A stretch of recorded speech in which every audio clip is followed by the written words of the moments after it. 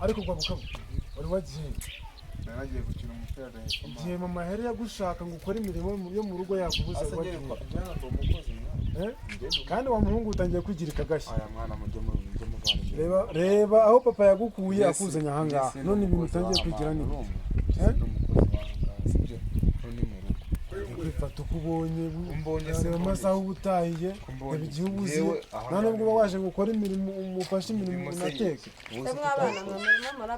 ese mama si iki gihugu cyanyu mwazanye kiba gifite imico mibi igihugu cyacu se wese gishaka kugira nk'aho ari cyo cyonyine uvuga ukanga umuntu nawe wayikora ariko oya mwese mujye mufatanya uyu nguyu ni umwana wacu kandi muranavukana papa iwawe niwe wamubyaye kandi nawe isiko ni wo muryango none muba mwirirwa mupfubuza abana b'abahungu muraba kwirirwa mupfubuza komeza mujye mu nzu komeza mu nzu ntabwo ndi gutongana nawe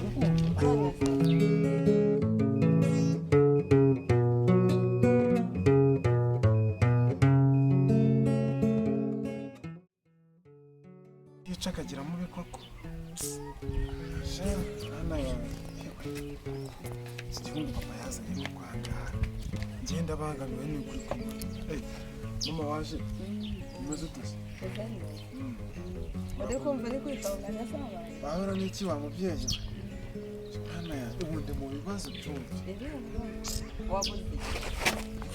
mfite ibibazo binkomereye kiriya gihungu cya papa yazanye ahangaha kirambangamiye uzi ko ejo bundi cyansanze mu mantoki kansebye nagize ngo ahubwo aragukubita no kunkubita ni uko atandusha imbaraga yansanze mu bantu ejo bundi twari duhagaze ahantu turi kuganira n'abasore ngo kiraza kirambwira ngo nize ngo njye guteka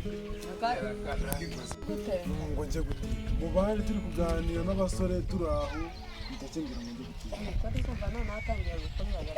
urumva dutangiye kumenyera ahubwo mama njye ariko nyine muzajye mufatanya kiriya gihugu bazakikira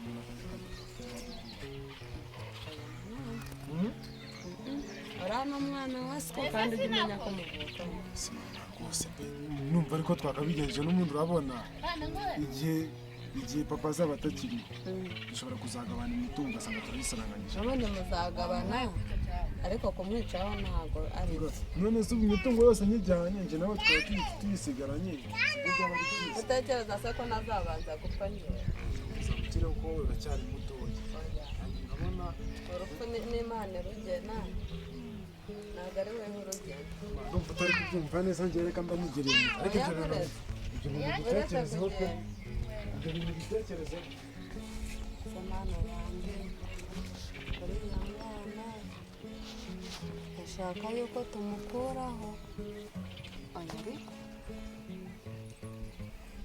nanjye ndamukunda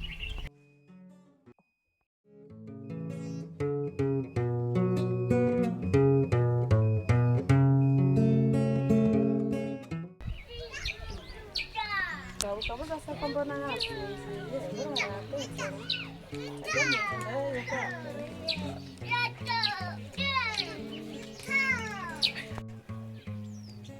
kose rwaka baba ukabuza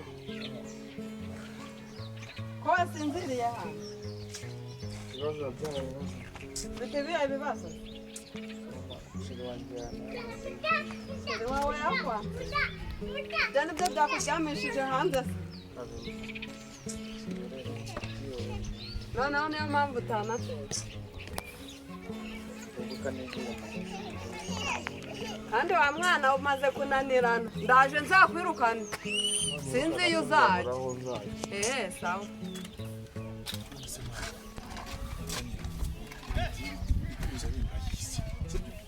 ndashaka ko kiriya cyanda uzajijisha umuzungu tudahari sibyo akimunda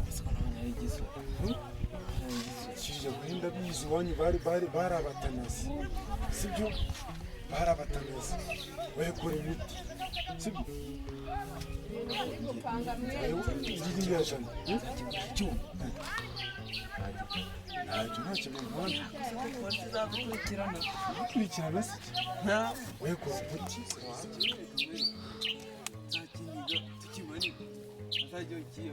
wicyanga nkajya nuko mbona umuntu yapfuye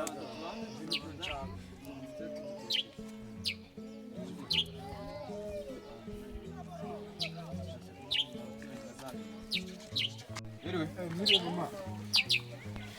Mukomere cyane. Nari mbazanye umushyitsi. Yego. Ese umushyitsi ni uwahe? Umushyitsi nyine ni wa aturutse muri wa mudugudu hariya hirya. Waharaye ite? Muri Njagama. Umudugudu wa Njagama niho aturutse. Yaraje kudusura. Ararara.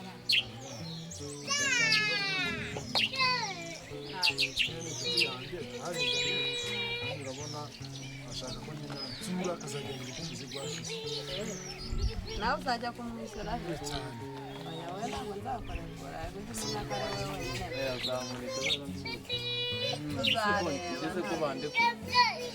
tuzareba ahubwo reka nze mwereke mu nzu nyine kuko avuye igikapu cye barakimuzanira mu kanya avuye nyine cyane yakoze akagenda reka mujyane mu nzu ahubwo abaruhuka.